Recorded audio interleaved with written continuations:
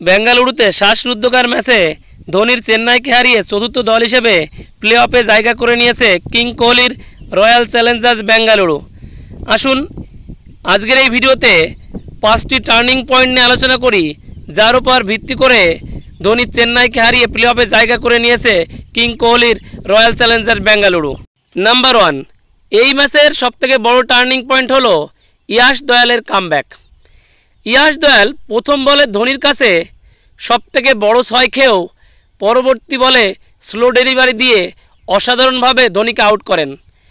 যে ইয়াশ দয়ালকে গত বছর রিঙ্কু সিংয়ের কাছে লাস্ট 5 বলে 5টি 6 খাওয়ার জন্য হার্দিক পান্ডিয়া বলেছেন তিনি নাকি কুমায় চলে গিয়েছিলেন।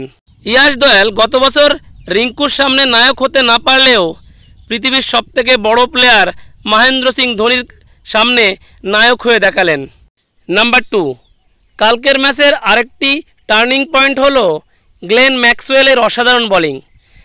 গতকালের ম্যাচে প্রত্যেক বোলিং যেখানে অসাধারণভাবে মার খাচ্ছিল, সেখানে মিতব্যয়িতার পরিচয় দিয়েছেন গ্লেন ম্যাক্সওয়েল।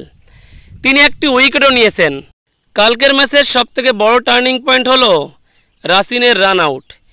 দলকে জয়ের দোরগোড়ায় পৌঁছে নিজে রান আউট হয়ে দলকে অথই সাগরে ভাসিয়ে দিয়ে যান, আর তারপর চেন্নাই নিজেকে তুলে ধরতে পারেনি।